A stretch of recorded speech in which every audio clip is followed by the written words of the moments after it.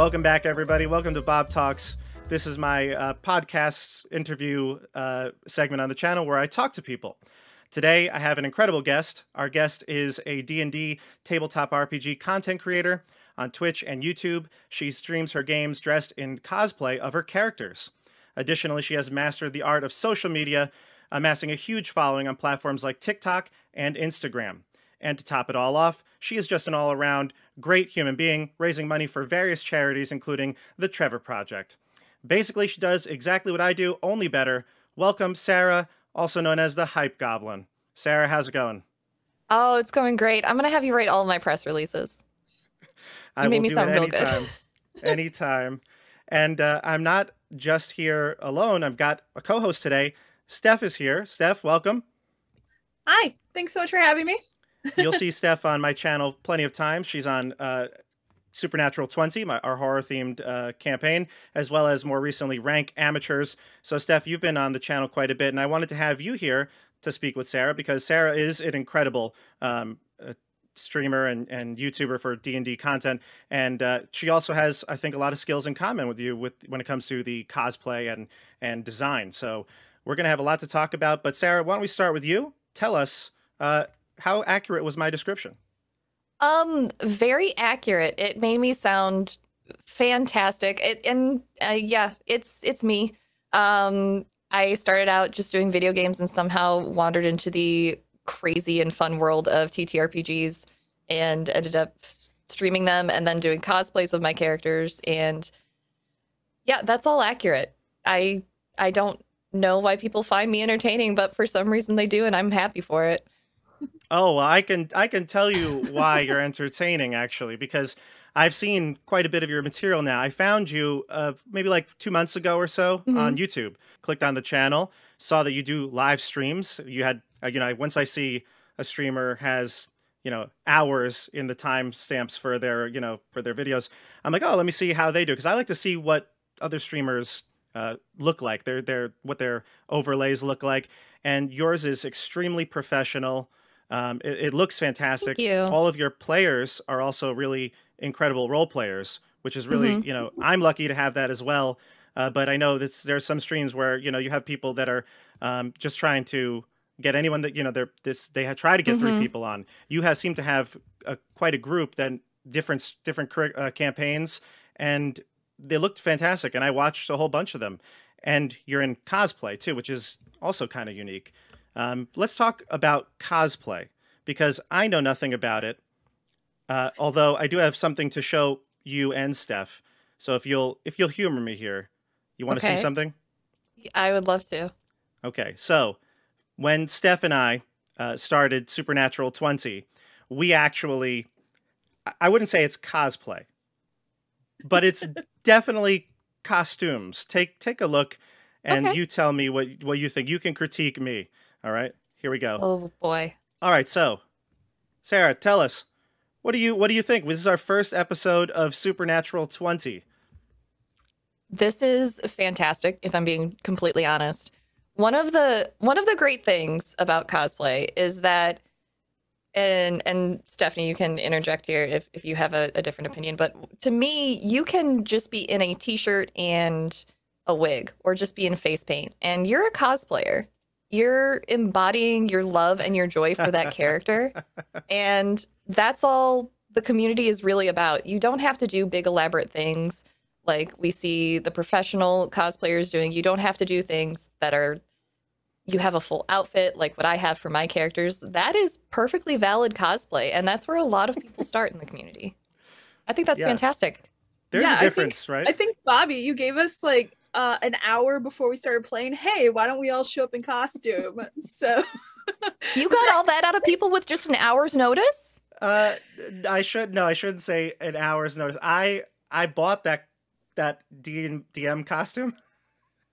I bought it as just like a Halloween costume. I was like, maybe I'll use it. And then like the day of, I realized that I still had it.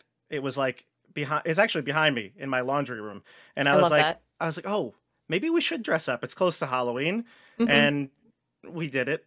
it wasn't very good. Like I said, I just threw on that costume. I didn't know what I was doing. But yeah, I mean, Steph, you have quite a bit of outfits. I think you, even though it's not full cosplay, like Sarah was saying, it's some little things that you wear from stream to stream, right? Yeah, absolutely. I mean, like Sarah had mentioned, it doesn't matter how much you put on, it's just what makes you feel like you're part of the character, which is one of my favorite things about cosplay. So like I don't do full costume like Sarah does. I love your characters, Thank you. but like I do more bounding. Mhm. So like the one behind me, the brown one, that's like a Tom Nook bound from Animal Crossing, where it's not like I'm not a raccoon, but just like, you know, kind of feeling like being on a beach with some animals today. Yeah. So it's a lot of fun. And this scene, just to clarify too, we just lucky because Steve, that's how he dresses pretty much every day. And then, you know, like Michelle, I think she just threw that on. I think Dasha also just looked like that anyway. So we're good to go sometimes when we play with Supernatural 20. We're just always ready to get into character. I love it. That's fantastic. So tell us a little bit about your cosplay, because you have very specific characters that I do. You not only dress up as, but they are the character you play. Yeah. It started back in, when did the pandemic start? Was that 2020? Did it start at the end of 2019? I don't remember anymore. I have been in my house for so long. Time doesn't exist. But yeah, it started at the beginning of the pandemic because I had recently graduated. I had gone back to school for cosmetology. Obviously, I couldn't go out and work with the public because I am high risk, and so being face to face with clients was not an option at that point. And I had the restaurant that I had been working at shut down, so that revenue source was gone. I had a lot of free time on my hands, and I think I was playing D&D nearly every single day at the start of the pandemic, just as a way for my friends and I to pass the time, because we were all suddenly trapped in our homes. And one day I was talking to one of my friends, and I was like, you know, I think it would make everybody just smile or laugh to see me show up in like Delilah's wig and a set of elf ears. So it literally just started with me wanting to make my friends laugh. And then I discovered TikTok and this fun little app where you can put audio and like lip sync to it. So I started creating little TikToks and sending them off to my friends. And next I got a shirt to go with a character. And then I got a like corset style top to go with another character. And before you know it, I had built up entire outfits and I was making these videos and people were enjoying them. I was getting followers from all over the world commenting that I was making them laugh, that I was brightening their day. So it's just something that I've continued to do, and it's taken on a life of its own at this point.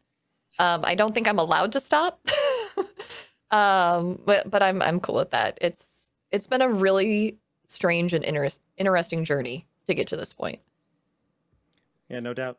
The pandemic kind of changed everything. Steph, I think it's kind of the same for us, right? We started playing D&D a lot because of the pandemic, because you can do that remotely. Yeah, no, it was, I was so excited when you had asked me to play, because we would play every Monday night in person when we could. And so now doing it virtually has really helped. So kind of gives you that sense of community a bit. And it's been so much fun being part of it and then having something to talk about besides staring at my walls. But yeah, no, I love all that. I love the characters that you've created with your cosplays. Now, most of them are original, correct? Yes, I've done some unoriginal. I did an original version of Poison Ivy and a very stereotypical version of Wednesday Addams. But other than those two that I did during Halloween time, everything's just been out of my own brain. That's awesome. So much. Now, if you don't mind me asking a couple questions on your design. Now, did you design them to like specifically for a camera look, or are you like an all over look person? Like, so you want the gamma bottoms on the well, I do have full head to toe for 3 of them right now. I have a Shatterkai cleric that I have her full outfit for. Lucy, who is in the background behind me, her mannequin doesn't have legs, so I don't put the pants on her. But I have her pants. I have her boots, which were very, very hard to find because I had to fit a very specific image that came out of my dungeon master's brain for those boots because they were a significant plot point to the story too. Yeah. And I also have Delilah. I have everything for her but the pants. For her, I just tend to wear a purple pair of leggings, and so far it's read very well when I do take photos of her, so that she might not actually get a pair of pants created for her. Let's take a look at some of the characters too. I've got pictures here. Which one do you want to... You just spoke about Delilah and Lucy. Delilah, yeah. Let's talk about Delilah for a sec. I'll bring Sure. the full image up so people can see what we're looking at here, and Steph can see too. This is Delilah. Yes, this is Delilah. She is a half human, half sea elf. She lives. This character is in her early 20s, probably like 21, 22. She was my negative intelligence, negative constitution glass cannon, and I absolutely adored her when I was playing her. The GM for this campaign is a bit of a power gamer. So when the time to play this character came around, I just rolled the dice and let the dice tell who I was going to play, and I ended up with negative modifiers in those two slots. So I handed the power gamer who I assumed was going to be a power gaming GM to this character that he had to like handle with kids' gloves. And she ended up working out very, very well for his campaign. We had a Twilight Cleric. So the Twilight Cleric's channel divinity, if I did go down in battle, brought me right back up. And it became just like this running joke that she was just the dumb young kid who was not supposed to be out adventuring, but was out there anyways and doing it with gusto. And she was a great character to play. Is that campaign over? Mm-hmm. Yeah. Gotcha. The campaign ended just due to time restrictions. But I don't know. We might see her come back. She's come back for a couple one-shots on my channel that other people have run. And the characters who were in that campaign have also come to my channel, which I don't know if clips of that will make it in, but Red Robin Cosplay plays her best friend, and there was a one-shot where I got to bring her best friend into the one-shot, and it was just pure, utter chaos, and it was so beautiful. Yeah, I've seen the Red Robin on a couple of your streams. Yeah. And so that's Delilah. Now let's take a look at Lucy, because Lucy, you have the outfit behind you, right? That's Lucy's outfit? Okay. Yeah, this is Lucy behind me. All right, so this is Lucy. Can you describe her to the viewers? Lucy is an adult who was stunted in their emotional growth in their young adolescence. And so she is very immature. She is very sassy. She has no filter. She is going to tell you exactly what you don't want to hear, but probably need to hear anyways. Has a bit of an alcohol issue, but has been probably the longest running character I've played. And it's been really, really fun to take a very emotionally immature character who's learning about the world for the first time through a campaign and slowly give them the emotional maturity that they're going to need for themselves later in life. That's great. Yeah, she always has a goblet in her hand in the... Yep. It's full of whiskey or fey wine. But yeah, she's very comical, but like you said, it's great when you can get those characters to grow in that arc over a campaign. And where do you play her? I play her on Sunday mornings on my own channel in a game called Nexus Adventures. It's a D&D 5e homebrew campaign run by the wonderful Alyssa Vamp. It's been going on I think on episode 113. So don't watch all 113 episodes. Don't do that. There are playlists on my channel so you can jump into the most recent story arcs. But if you're interested in watching it, don't watch all 113 unless you really want to, in which case do. Watch them all, everybody. Just watch them all. You know, it's like watching a really long series from the start. You'll get through it eventually. It might take years, but you'll get through it. That's a lot of content. Yep. Oh, I was gonna say 100 episodes is syndication, right? Isn't that what everyone aspires to? Is that what it is? Yeah, you're right. Exactly. And then you'll be they'll play you on reruns on every channel for the rest of time. Yes, so. I can't wait for Nick at night. Yeah. Oh boy. Now I got another character here, Mhm. Lowry, which is your Wild Yes. Beyond the Witchlight character, correct? Yes. Okay. Mhm. And you play that on Lowry on Indoor Adventures. Yes. Okay. Lowry is probably visually just very eye-catching, right? The colors, the hat especially. Mhm. Take a look at this, Steph. There you go. Oh, I love that. That's so cute. This is the first character that I actually created with my own two hands.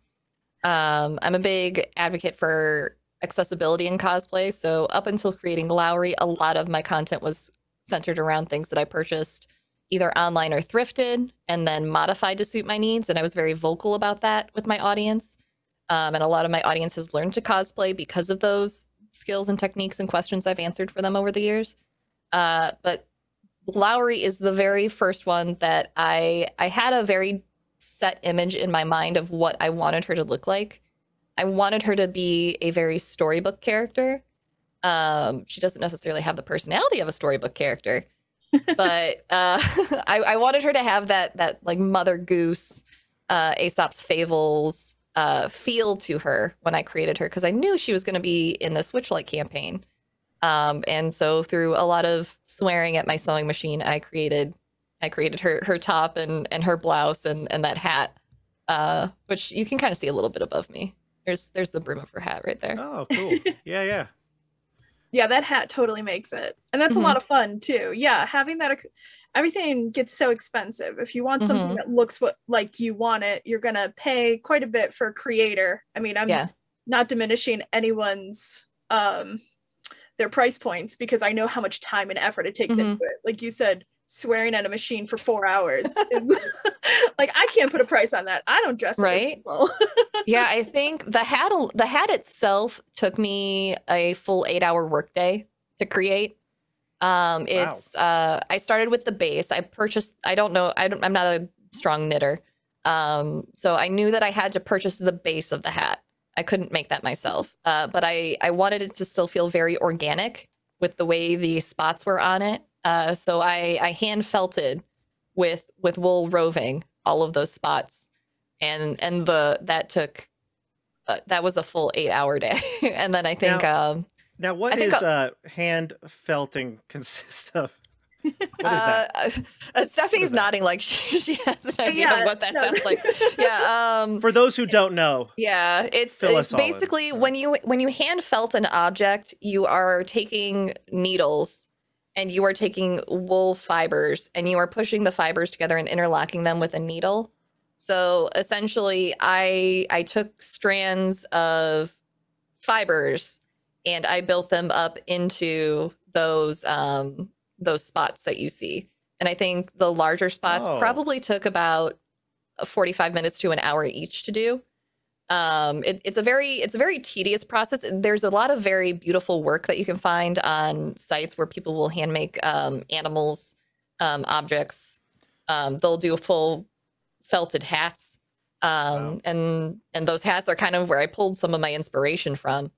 But it's a very tedious process. I don't recommend doing it if you have a very busy schedule. And for those who do want to know more, eventually I'm waiting for the base hat to come in. Unfortunately, it got lost in shipping, but I will be doing a full tutorial on how to create those hats. So for anyone who does want to learn about felting those spots, eventually that will be up for you. It looks great. Yeah. And also, you are braver than I am, because I tried felting once, and I'm glad it was a red hat, because there was so much blood drawn from stabbing it so many times for me. What? Really? I got my finger a few times when I put like a felt block behind it. But I did miss the block a few times, so I think there's some permanent indents in some of my fingers. Whoa! Yeah, literal blood, sweat, and tears into these.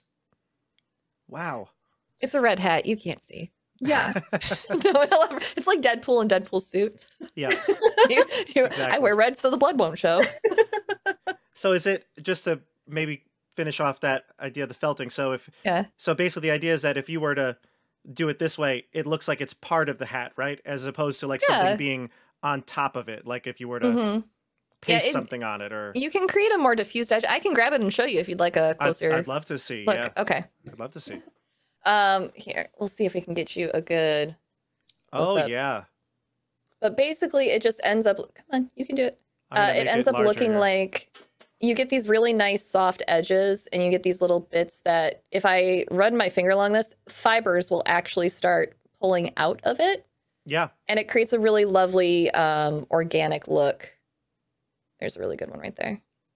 Yeah, that one looks. You could tell the Mm-hmm. I guess it's the felt is coming up Yeah. right at the sides. And what Mm-hmm. about the mushrooms and the This decorations? we'll do another. Yeah. No one's actually seen this hat this close before. The mushrooms Exclusive are content. purchased off of Amazon. Trying to keep it in frame. Yeah. And that looks there's a bunch of little bits and baubles that are on here. And those are just leftovers from other costumes. I have some spots where, like, this is off of, I think this was originally on Delilah's wig. I that's wasn't funny. using it on her wig when I redid her wig, so I threw it up on here. But there's some little coins, some little jewels, sparkles. There's a buckle on the back. Just with Lowry, without Lowry in game, her hat is a living entity. She keeps it alive using Druidcraft. And the That's mushrooms on it are her friends. So just throughout her previous adventures before she met this party, I just had this idea that she would just collect tiny, pretty little things to give her friends and stick them into the hat. So that's where all those little baubles came in. That's interesting how it evolved, right? You had this little kernel of a concept, and now the hat is alive. Yeah, now the hat's alive, and the hat gets more comments than I do. That's funny. So you have a lot of characters, and it looks like a lot of detail that goes into all of them. And how do you start thinking about a character and the costume that'll go along with it? It depends on. There's a lot of ways that I go about creating characters. With Lucy, I wanted to play a character who was rather dark at the start of the campaign, and in a lot of pain, and found healing through her party. So I started with those concepts and in her clothing, and her clothing throughout the campaign has gotten much grander as she traveled with the party. She's actually been adopted by one of the party members, so she feels like she has her own place in the world and she has a home to come to, symbolically. She found a patron who is a queen. So I made sure that once I was doing a full cosplay of her, her patron is actually her best friend at this point in the campaign. And she's not going to let her warlock bestie go around looking like she can't afford to buy nice things. So the story behind her current outfit is it's everything that her patron has picked out for her up to this point. Her patron is responsible for doing a full wardrobe overhaul in game. With Lowry, I wanted her to have that Mother Goose, very approachable look. She's actually a hag in training. She's a Hexblood Spore Druid. And I wanted her to have this very welcoming demeanor, but also there's always that sinisterness of hags that is in D&D. And I wanted to play around with that because she is a staunchly good character. And so in our campaign, it's already come up a few times. The players know who Lowry is, but the characters haven't figured out yet that Lowry is a hag. So there have been mentions about how horrible hags are in the game. And you have this character with this very peppy, bright-eyed demeanor, and this overly good personality saying, not all hags are like that. I disagree with you. With Delilah, I just wanted to have a lot of fun with her outfit. I didn't really have anything set in mind for her top and that over top corset piece.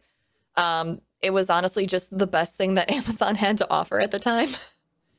So that's where that came in. And then as far as everything in her hair goes, I just went to every craft store I could find. And I just looked and I said, what would Jack Sparrow stick in his hair? Because she's a sea elf living on the coast. I wanted her to have a little bit of that piratey flair. Like she's just picking up cool shells and stuff that she found on the beach. And so the more I found things, the more things got stuck in her hair. And I think her most iconic piece is the butterfly clip that's in her hair. And I've never come up with a good story for where that came from, but in real life, it just came from Walmart. And I just said, ooh, shiny. And it wound up in her wig. Hey, sometimes it's the little things, right, that you just find, and it adds a lot. Little things add a lot. That's a wig, right? Yeah, they're all wigs. Sorry, obviously they're all wigs, but you made that wig, right? Yes, I did. I bought a pre-made wig, and then the one that I'm currently wearing in the photos that I sent in, that is actually my original wig, which got destroyed when I wore it in the ocean for a couple photos, and a new wig, which I purchased. So originally, the bun on the old wig was very unstable. It was very delicate and fragile. So when I created this new wig, I created out of the old wig a second piece, a bun that sits on top of the wig and clips in. And it's far more travel friendly now. So eventually I can take her to conventions, and if I'm invited to Renaissance festivals, I can go to those as well. And I can travel now with her and have her be 100% safe and not just absolutely disintegrate in my luggage. So when you create these characters, do you have them fully formed? Like you had mentioned, the queen was the best friend of Lucy, I believe. Yes. And all the stuff in the hair. Is that fully formed when you first start, or is that something that evolves throughout the campaign? No, Lucy has evolved a lot throughout the campaign. Another aspect of her character is I wanted to play with the concept of ADHD in the game. I have been coming to terms with my own unmedicated ADHD. It was very strongly suggested I was put on medication as a child, and until later in life, my mom didn't tell me this. Coming to terms with the symptoms that I've had all my life, and not realizing what it was, I wanted to portray that in a character as well. And so I made her a wizard. She's a wizard who hates being a wizard because wizarding requires a lot of study, and that is not where her hyperfixation is at. Oh no. So in telling her story, at one point, she doesn't fully read the rules on Fireball. And and I had the full permission of the table to do this. But she doesn't realize that Fireball is going to consume the entire room that she and her party are in. And she lets loose a Fireball to excitedly show her party what she's done. And she lights a room in the Twilight Court, which is where her now best friend is ruling, on fire. Oh. So basically what started out as this monarch seeing my character and seeing a young woman without any direction, who is absolute chaos if left to her own devices, offered her and my DM even said, I didn't know what was going to come out of my mouth when I was offering you that pact. But she offered Lucy a warlock pact, so she still gets her magic without having to study. And it works out really well for her. And over time, the two women have had a major impact on one another, even so far as Lucy and our party influencing court politics and the policies that they adhere to within that court. And it's been a really interesting storyline to tell throughout the course of this campaign.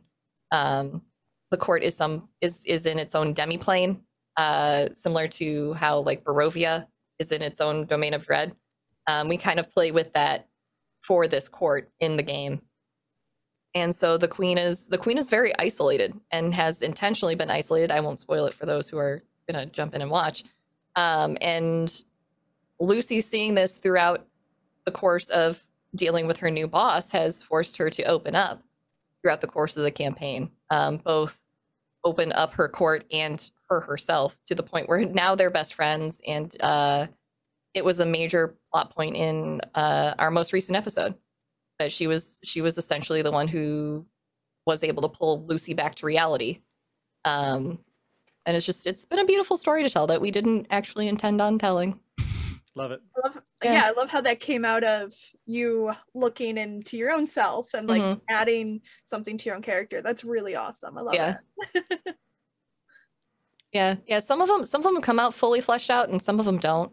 There are some. I showed up to a table on my own channel. We had 5 minutes notice that a player wasn't going to be there, so our DM ran a campaign for just 2 players.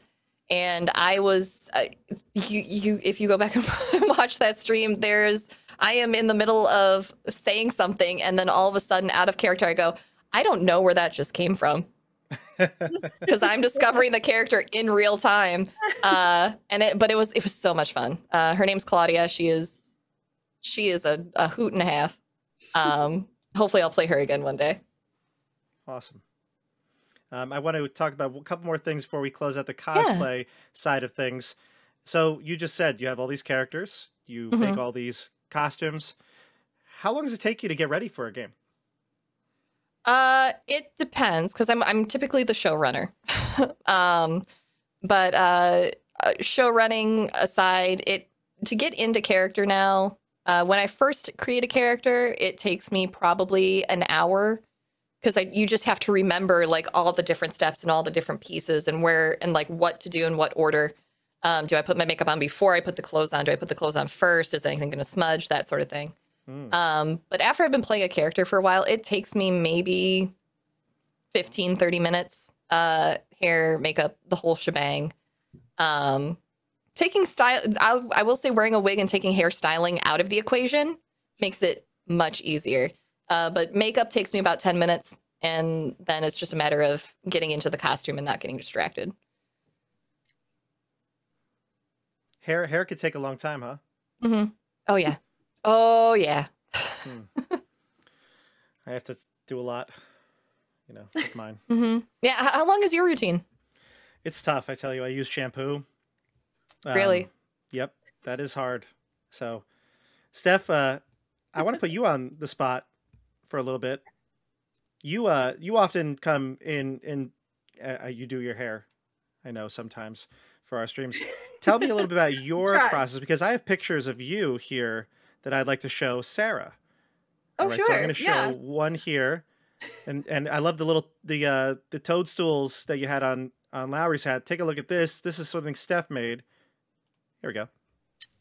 Yeah, that's me and my husband. My best friend, we were bored and she wanted to have a mushroom themed picnic. I love that.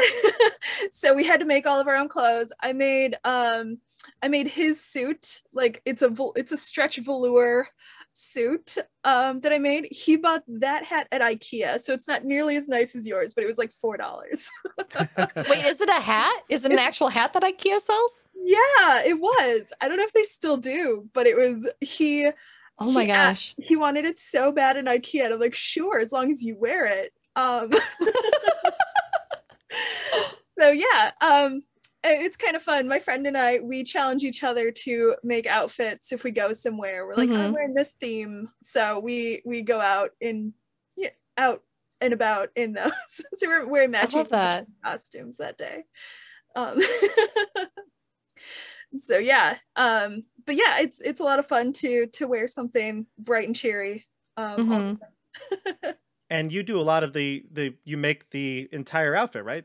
From top to bottom, and generally, other than the hat there, or like the dress you were wearing, for example, you've made that. Yeah, those are all me. I wear a lot of my own clothing. I found out during the pandemic, like I enjoy sewing. I always have. And clothes shopping is just not fun for me because like things don't fit the way I want them to. I just don't look good in them. So I've really taken the time. All of my extra non-commuting time from working home has added up to quite a bit. So things like fit me and I feel better in them. And I wear brighter colors because everyone wears black and purple, or like it's I don't have to fit in with oh, I wasn't calling you out, guys. I'm so sorry. It's okay. Oh no. But I tried wearing black every day. It's New York City where I work, so it's black's the uniform, and it just makes me depressed. So having my own style, having my own like fun stuff. I'm gonna share a couple more pictures here of your clothing here. This is another outfit, right? Yeah, that's my Tom Nook bound. Like I mentioned, that was behind me. So It has shorts. I love that. yeah, so it zips up and down, so you can have like access to the pockets and or not, depending on it. And yeah, that one's kind of fun. It's like a retro pinup Tom Nook. That is absolutely brilliant for Disney bounding, let me tell you. So is that a romper with a skirt over it? It is. Or is that all one piece? Okay. Yeah, so it's a romper with a skirt over it, so you can take the skirt on and off. Like I said, it has a big zipper down the front, so you can unzip it if you want access to the pockets easier. Underneath, on and off. We do the Disney runs, so I've had to like create costumes in like performance stretch, because otherwise you're gonna sweat like crazy. And I think that one I made a Bermuda Merlin for my husband for running, and that's like his favorite costume. He's worn that a few times.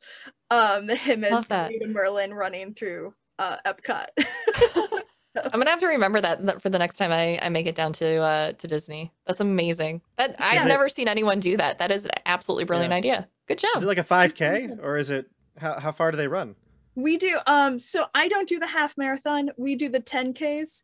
Don't worry, you only have to do like 15-minute miles, which is like a fast walk, because I can't do a Disney sit down and watch TV, because I do that in a heartbeat.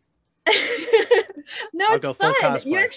You show up. Okay, the start time's like 5 a.m., so that's not the fun part. But you go through the whole park before it opens, and we do the princess one. So there's no kids crying in line. You're just like photo go, photo go, photo go, and you just meet everyone and walk through Epcot, run through Epcot, and then it's done at 8 a.m. and you go to the bar, and have a couple drinks. Then you have a whole day. That's amazing. Nice. So I'm making plans for my next vacation now. But yeah, I find like creating costumes for specific purposes, like running or for like playing online, they're so different in those different categories. And I do have one for your playing online. This was a character, right? Sort of a preliminary concept for Belinda. Yes, that was Belinda the Bugbear that I did for Rank Amateurs, was actually based on this outfit that I had in my head. So I had the ears made off of Etsy, but that's a bodysuit and pants on top of it. I don't know, it's like this 80s punk rocker furry. That is so cute. I would wear that out. Like I would wear that jumpsuit out. That is so cute. So it's got different pieces to it too. Like I said, the shirt, I have a different shirt that can go over it, and the pants can go with a black pair of pants. But that's who like Belinda from Rank Amateurs is based on. This like kind of bubbly bugbear, who just was kind of having fun wrangling goblins. She was a responsible adult in that campaign. Yes. Yeah, so that's where that character came from, was that costume. So the character came after the costume, which was kind of funny. I love that. Yeah, so thanks. Both of you, do you have any tips for somebody that wants to get into cosplay? Just start.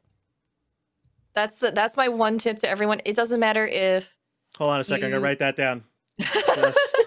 Yeah, the hardest hurdle for people that I found when I talk to my followers, or they send in their questions, because I've done a few Q&As live for people, and the biggest question I get is, I'm scared to start, and that fear of not being good enough prevents a lot of people from joining the community and just creating. And you don't need much. You can do it with a t-shirt. You can buy just a wig. When I cosplayed Lucy for the first time, I was in a white t-shirt and a wig.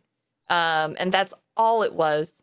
So you don't have to be at the level of me. You don't have to be, the next Yaya Han coming straight out the gate. You learn the skills as you go, and you get better over time. And then you get to track that progress and be proud of your achievements in that way.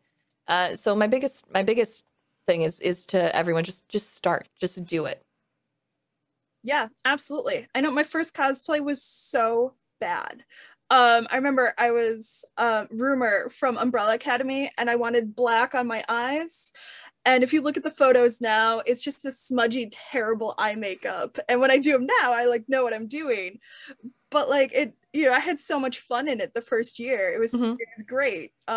Looking back, I'm like, okay, but that's what Photoshop's for. Like that's one of my things when I sew something. I'm like, if you can't see it walking past someone, no one's gonna notice. Like, yeah.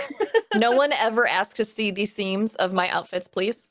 I will say no. yeah. That's awesome. I have a lot of respect for both of you because that, like you said, the time and the energy that you need to commit to that, it's a lot, and you clearly have mastered your craft here. So kudos to you all. I want to transition this conversation just a tiny bit to the role-playing games. Yeah. Obviously, you stream quite a few different games and different systems as well, too, correct? Yes. So let's talk about D&D first. When did you start playing D&D? My very first D&D game was on a live stream over on Indoor Adventures channel. Simon was kind enough when I was still rather new to his community, and he heard that I had never played a TTRPG before, or D&D before, but I was really eager and really wanted to learn. He said, hey, I'm thinking about doing this one shot. Do you want to play? And me not realizing the pressures that come with being on a live stream said yes. So there is a video out there somewhere in the great wide world of little baby streamer me in her first game, absolutely terrified to be on camera playing a barbarian. I don't even remember the game. I think I was in shock for the whole thing and just running on adrenaline because I had no idea what I was doing. But luckily, that game led me to meeting my best friend, Jen, and who subsequently led to me meeting my other close friends who do Nexus Adventures with me. But yeah, it all started from that one streamed game. Wow. Steph, can you imagine that?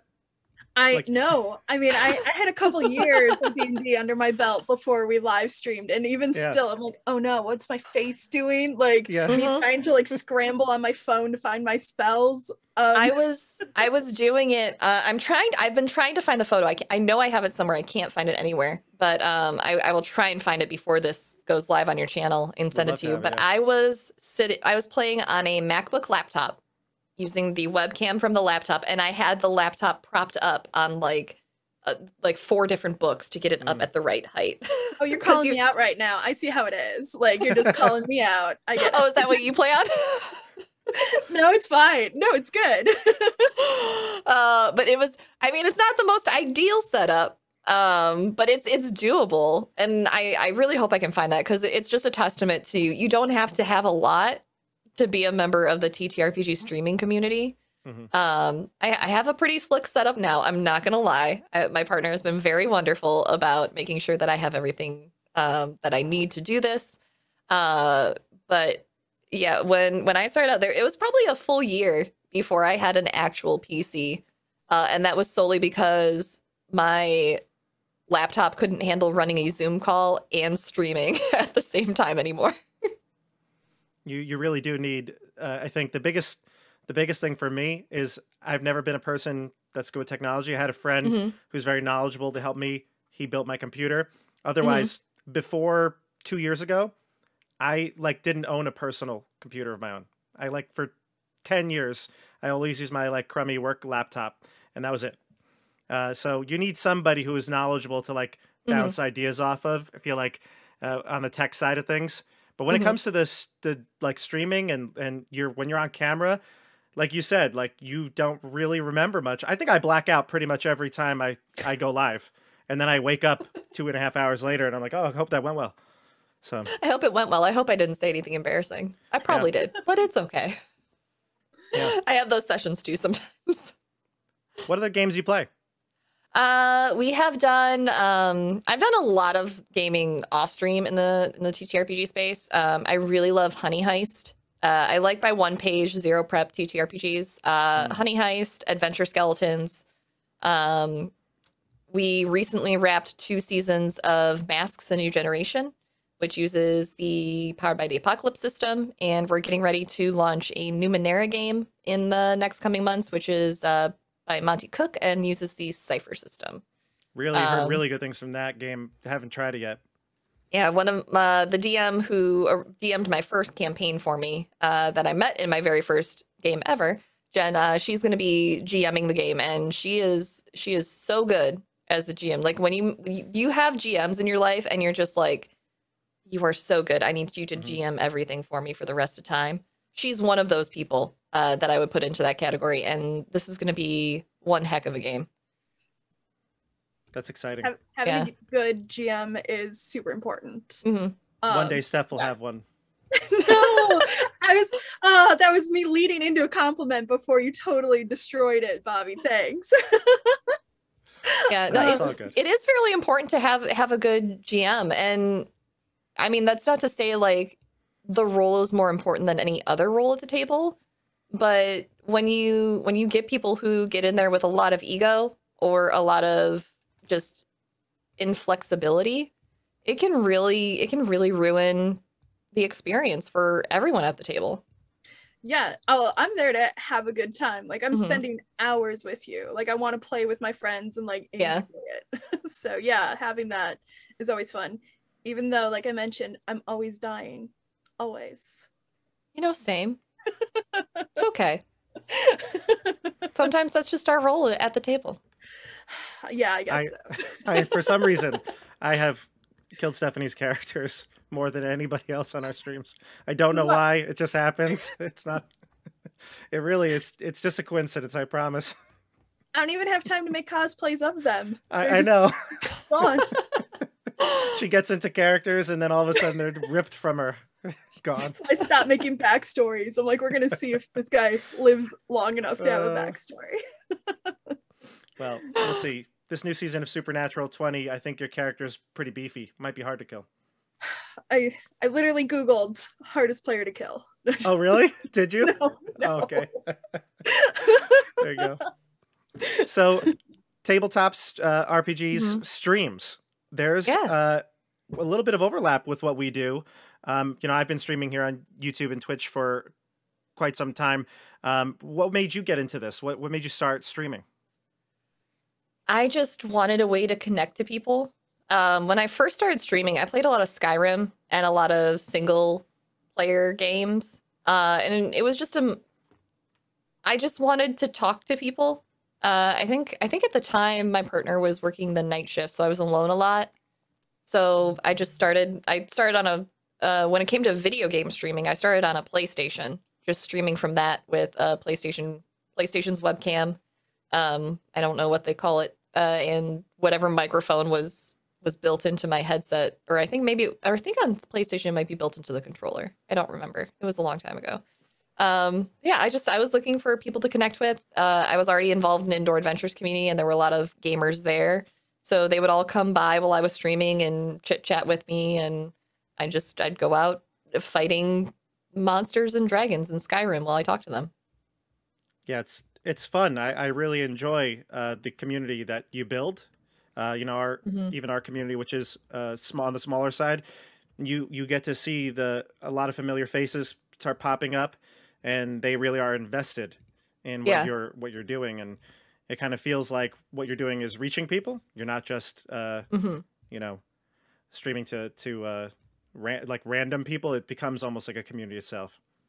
Yeah, it's been a very strange experience to have people follow me in that sense, but it's a very rewarding experience that I can give people a place that's comfortable for folks to come in and just hang out and laugh and cry when I die. I'm just kidding. They don't cry. They cheer it on. But yeah, I've really gotten into lately playing games that are interactive with my chat. We're currently taking a break from it now, but I play a lot of 7 Days to Die. And so they get to vote on things. They get to spawn packs of bears on me. What's 7 Days to Die? What is that? It's a zombie survival game. Oh. So I play it with my gamer squad that I stream with every single week. And the four of us have a server, and it allows chat to basically vote on things. They can spawn zombies on us. They can spawn animals on us. They can spawn zombie animals on us. There's recently been an update from the game company that puts it out. And now they can do things that help us as well. So they can drop ammo for us if we're out of ammo. Sweet. Currently, my chat's favorite thing to do is spawn bears on me and then take away my gun. Oh no. Your chat really loves you. That's what it is. They kill me with love. They honestly. love you so much. They love me so much. Absolutely. That's awesome. I've never even heard of that. I want to try that out too. That seems like a really fun way to interact with your audience. That's yeah. Cool. It's really cool. And at the same time, it has kind of that Minecraft survival guide. Like you have to build a base. Yeah. And then every 7 days in game, there's a horde of zombies, and it gets harder and harder to defend against. So you have to go out and scavenge the world. So it ticks all of the boxes for the things I like. It has adventure. It has chat interaction. It has survival game stuff in it. And then there's just the people who create it just have a really fun sense of humor too. So every once in a while, you'll see things in the game, and you're just like, okay, cool. Yeah, it seems like that kind of like wacky random element to it can be able to throw you off. Yeah. Yeah. Well, one of their favorite ones is hiding pistols in toilets, which I believe is a reference to The Godfather. Okay. Yeah. Because they're all big fans of The Godfather.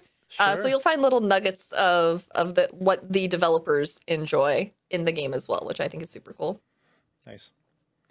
What do you this is for both of you really, but what do you think's the biggest differences when you're playing in a live stream game as opposed to playing D&D around a table with your friends just hanging out? The food for me. Yeah, no one brings snacks. Yeah. No, I think live streaming for me, I don't mean to talk over Sarah here. It's more just go for it. I really enjoy it, and I'm glad I've definitely got more comfortable with our group. But live streaming, I'm on camera, so like I'm trying to be on as much as I can. So it's a lot, and I don't get the side interactions. I'm not nearly as distracted either. Oh, really? By side conversations. So yeah, it's definitely a different animal from your home game, and it's something that we talk about regularly because I do play with my best friends in Nexus Adventures, and so sometimes there are things as the showrunner where I have to say, okay, rein it in. That's not appropriate for the channel, because you do have things when you're playing online. You're putting out a piece of entertainment at that point, whether you intend for it to be or not. People are coming to watch you. You are there to entertain them. And for the longest time, it was very hard for me to come to grips with that's what I was doing as a streamer.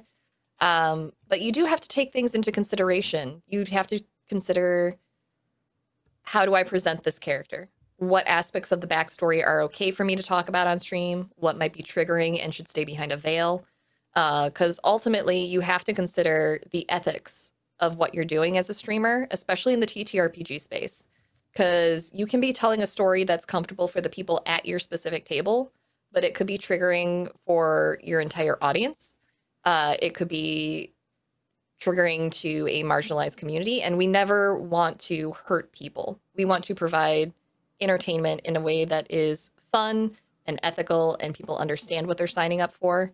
If you are putting entertainment out there and then saying sorry after the fact, that's the person that you never want to be. You never want to hurt your friends and then ask for forgiveness later. Like, I know there's that joke out there that I'm going to do the thing and then ask for forgiveness later, but honestly, like, it's the worst feeling in the world to have people pull the hurtful gotcha moments. You can still have the gotcha moments, but you don't want to do that to people at your table, and you don't want to do it to your audience as well. So, excuse me.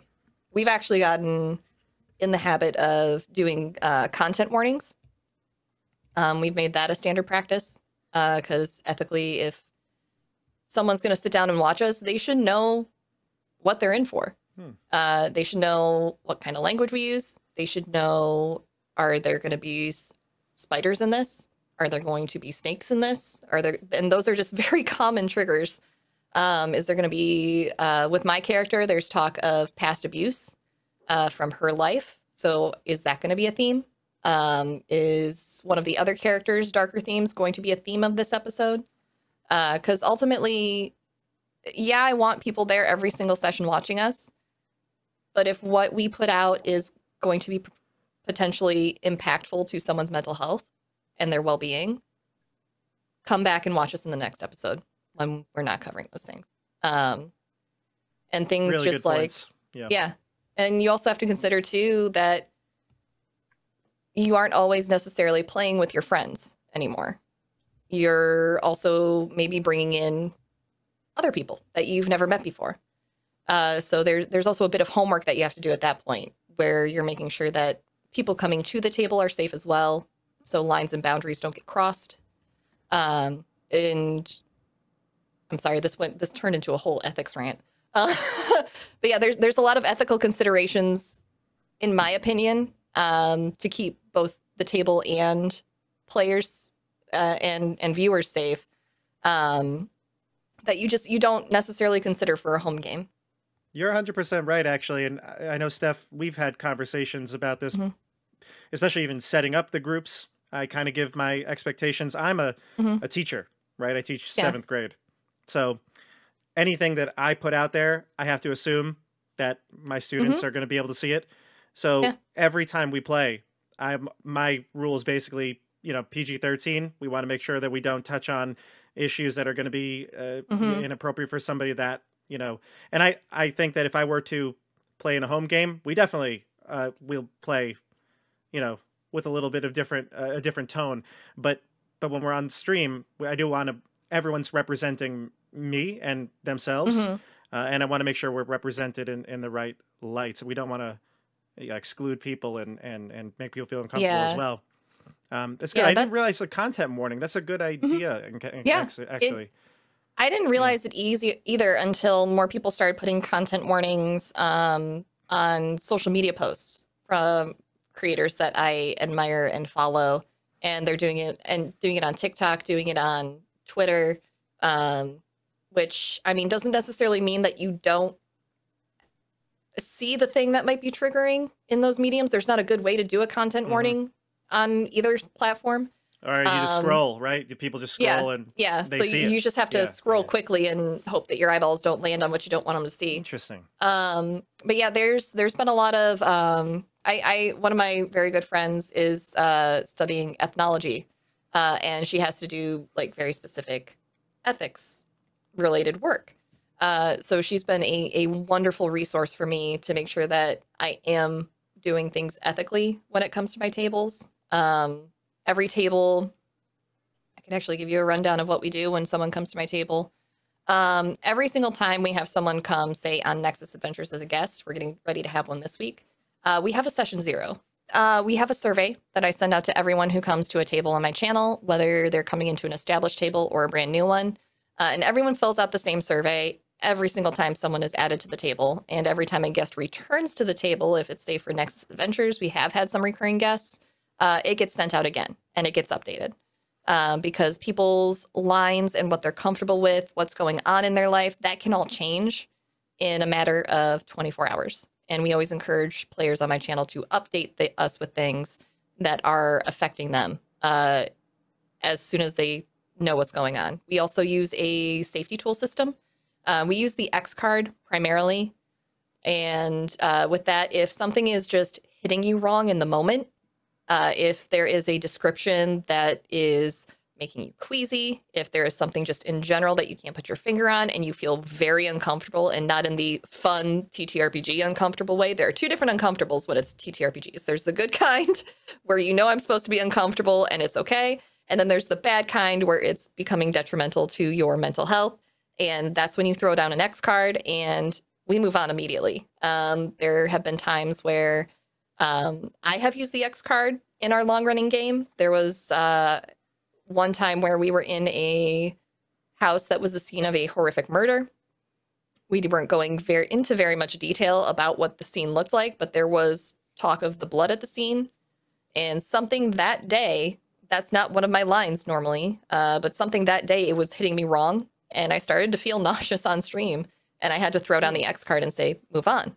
I can't handle this right now. So we did. There was another instance where we had a verbal check-in on my channel where our DM was talking about, was portraying a villain who we were meeting for the first time. And all of us as players at the table had a visible ooh reaction. And she immediately stopped the game and said, "Is everyone okay? Did I overstep a boundary? Are you all right? Do you want to continue?" And we all gave an affirmative yes, we want to continue. Like this is the good kind of ew. We are responding in a. It's so weird to think of responding to a villain as ew as being a positive, but it was a positive ew gross response to this particular villain, and it's a villain that we all very much love, and we can't wait to see in the game again. So having systems like that in place are incredibly important. And I think it's important for people to be open about them, to be actively using them at the table. In response to like a verbal check-in, I think normalizing asking for those things on stream makes it easier for other tables to start adopting them. We've also normalized feedback for our GMs and DMs after games. With that, we do what's called Stars and Wishes. I don't know who started this. I've been at several tables who use Stars and Wishes, but basically Stars is whatever you liked about the game.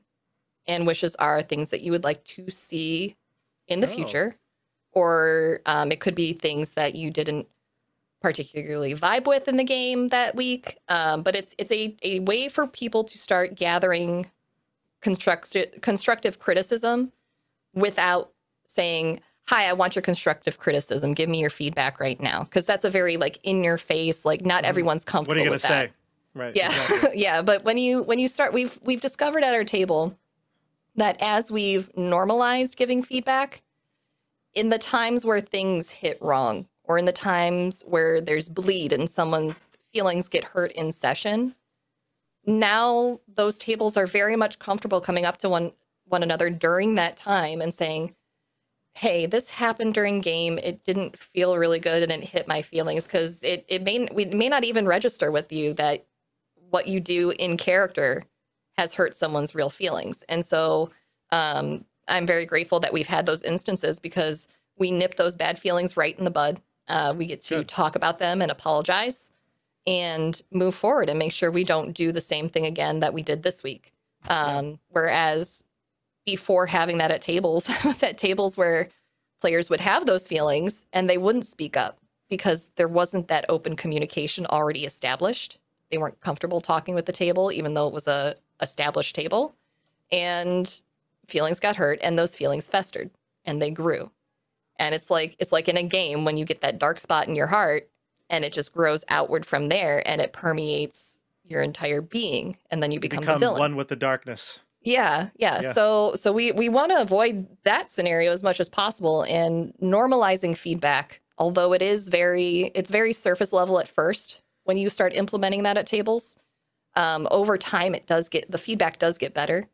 And it leads to wonderful spaces where you can openly communicate with one another and make it a space that you are very comfortable in, and a space where you might want to take on some darker themes together because you know you can handle it. You know that you can trust these people, that they have your back, that they're going to be respectful of the boundaries you've set in place and apologize when they do overstep those boundaries on accident. Those I think like great systems to have in place for like everyone to just feel comfortable. Meanwhile, I'm just a terrible tyrant over here. Steph, tell me how good of a DM I am right now. No, Give me honestly, feedback. no. Bob's always been an awesome DM, and there's a reason why I've not only done Supernatural for over a year, but like the second one, you texted me if I could do a one shot, and I jumped at it because like I know not just on your DMing skills, but the people you bring together is a lot of fun, and like you know us kind of. Personally, right? Yeah, like we just to preface, every single person plays on my stream, I know in real life and have like played with before. Like I just happen to know that many people that have played Dungeons and Dragons. Like there's like awesome. 30 people on my channel that have played on my channel over the course of the last year and a half, and I know all of them on a personal level as well. So, go ahead, Steph. You were telling Oh yeah, story, no, it was good thing great. about me? Go ahead. Yes, good things. Uh, like when we were doing like rank amateurs, you're like, I have this idea. We're all gonna play villains, and I'm like, yeah, I'm into it. This is fine. Like and you're like, oh well, hold on, there's more. And I'm like, oh well, I already said yes. Like, like I know it's gonna be good. And those are the kind of groups that everyone wants to be a part of, but not everyone knows how to get there. Yeah, absolutely. So I feel I'm very lucky that I stumbled into this. Kyle Thomas, he's the one who got me into D&D and then introduced me to Bob and got me going. And I'm so incredibly grateful to him for the 9 years, I guess, of playing D&D. It's been fun. 9 years? That's awesome. Yeah. Oh yeah, no, I started with, was it 3.5? That's a really hard one. Kyle threw me in as a warlock. Kyle's great. First session ever, he just handed me like a textbook of spells because we were like level 10 in 3.5. I have no idea what I was doing. That's not where you start. Yeah, it was so intense. But no, I mean, I'm very grateful for the community that Bob's created with everyone. It's been a lot of fun. And then having those themes, I mean, we play the supernatural, which is horror themed, so there's nearly always blood. There's nearly oh man, I think one of the first ones I ate something weird. It was like things got weird on that in our campaign so far, but it's been weird. Fun because we always know we can tap out if we need to or change it up, which is always great. And the expectations were set like from the start. This is going to go as far as I, would have on my channel in terms of the gore, the death, and that, because it's horror themed. And I asked the people that I thought would be okay with that, and we debrief all the time because it's each one of our episodes is sort of like an event, right? It's a 4 or 5 hour episode that has a start, and a conclusion, right? So we always make sure that everyone's comfortable in between it. But I like a lot of those systems that you were just talking about. I think I might implement some of them as well, especially the feedback thing, because that's one of the big things. Like I do feel like it's hard to gain like honest and open feedback, and having a system where people can feel like it's, like you said, surface level at first, but then comfortable to, as you get more used to it, comfortable to really talk about anything. That's what I'm looking for. It's one of those things that, and you're welcome to reach out to her. I know Alyssa Vamp on Twitter is our DM for Nexus Adventures. You are welcome to reach out to her if you want to know more about how it's been for her as a DM. But it's one of the things that as a table, it's been invaluable for us because we try to keep it as light as we can, but we have characters that have a lot of dark in their backstories. And we recently went on, because we do have the trust that we have in each other, our most recent story arc had to do a lot with my character's backstory. The people who raised her and abused her actually abducted her. And so we went through an entire story arc of getting her back where I played another character. Because we were able to have the conversation of, no, this is a story as a table that we really want to explore and that we really want to experience together. We don't want to drop it all behind a veil. We want to be actively participating in it to go and deal with this character's backstory because it is a vibrant and rich world, and we want to take on this great evil that is a part of her life. But I knew that as a player that I could not do it. I could not take that evil on as my character, which is why we agreed that Lucy's going to get taken, so that I could bring in another character who would be a bit more light about the situation, and a bit more who still had the same knowledge that my other character would have had, coming from the same criminal background, criminal organization that Lucy was a part of.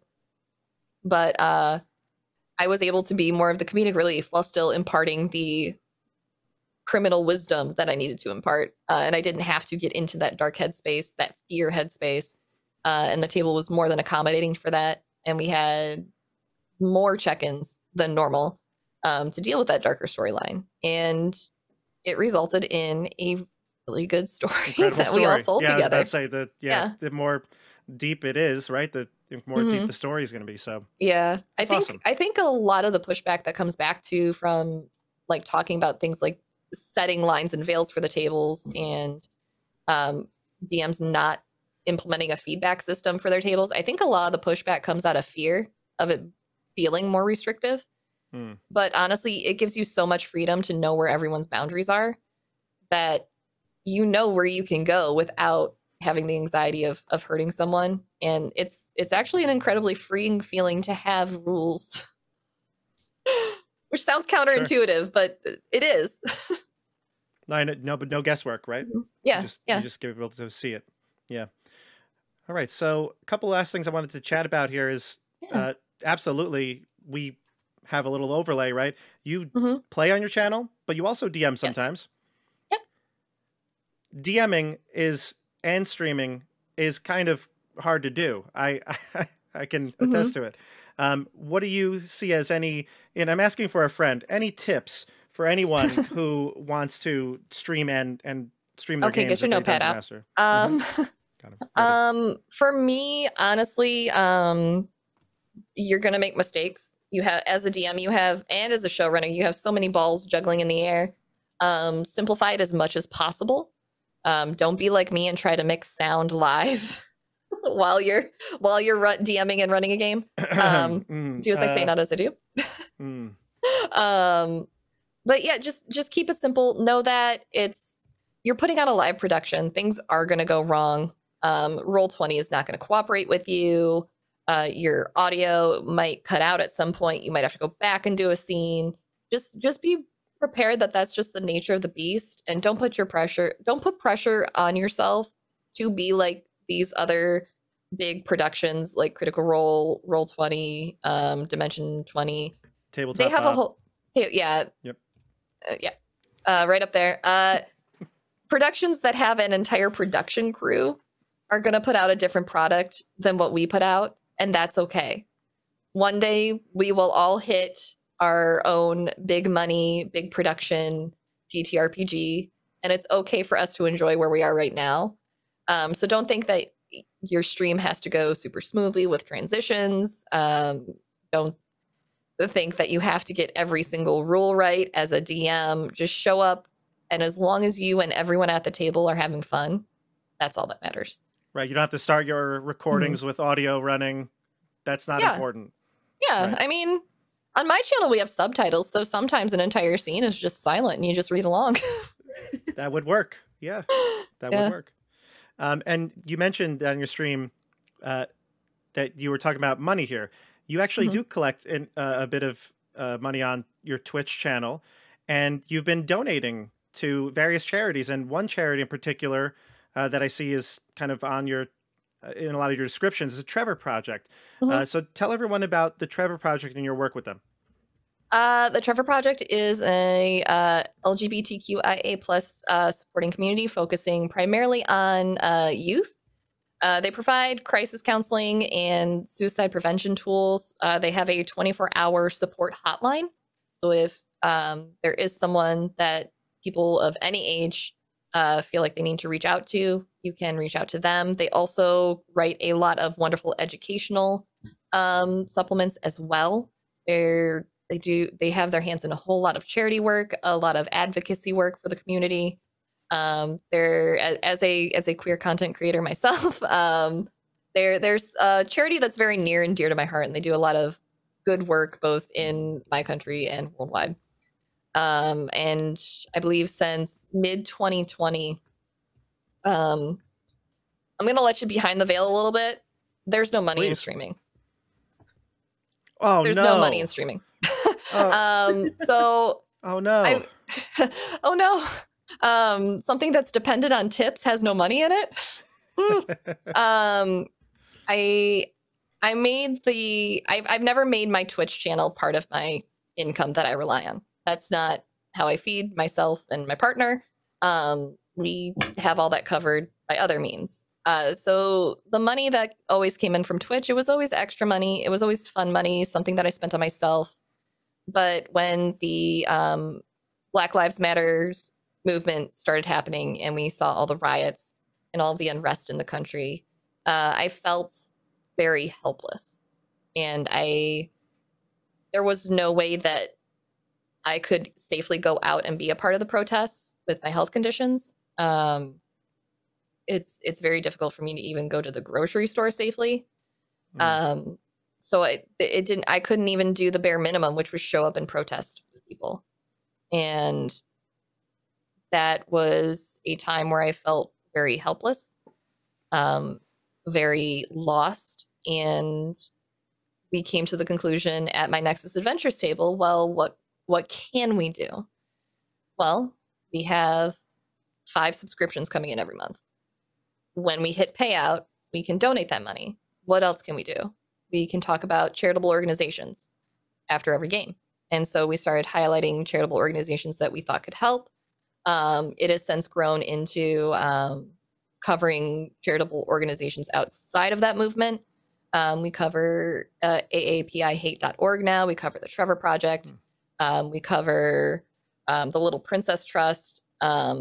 Basically, we all just adopted all of these different charities, and mine being the Trevor Project. That's what all of my channel contributions go to at this time.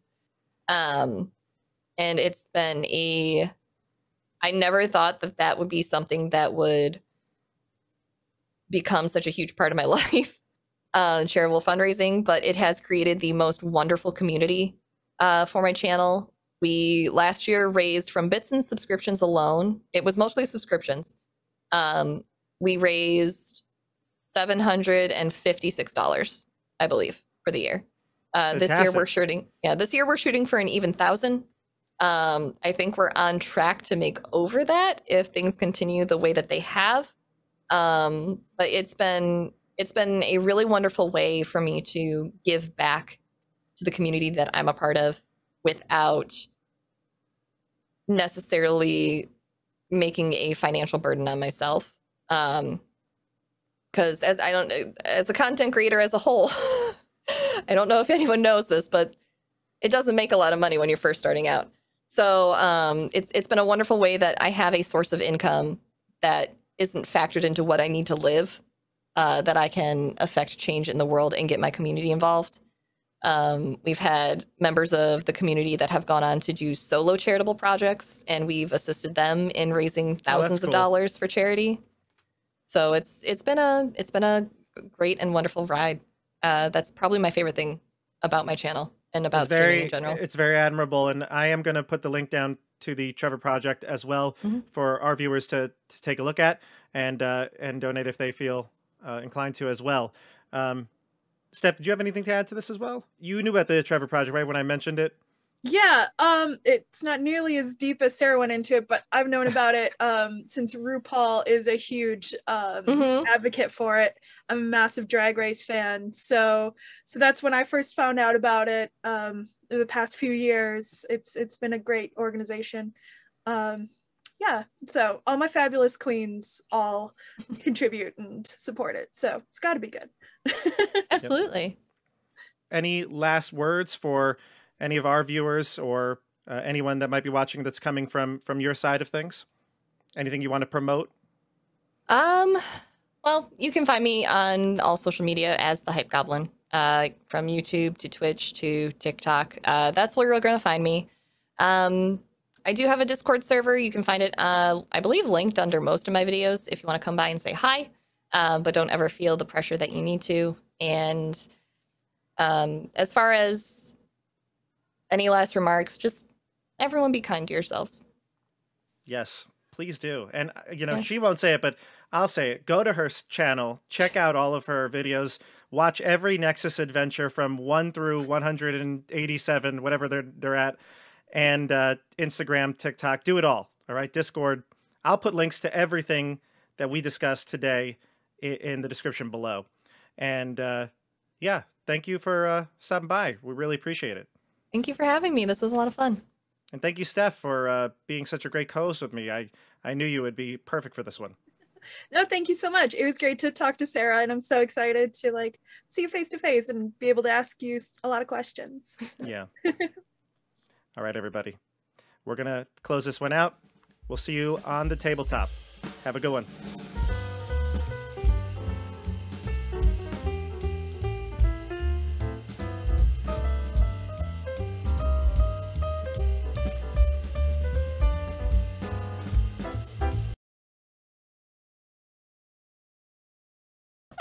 now we have audio, and I'm gonna start the whole thing over again, and we're never gonna get that back. So I apologize. Love that. What a great YouTuber I am.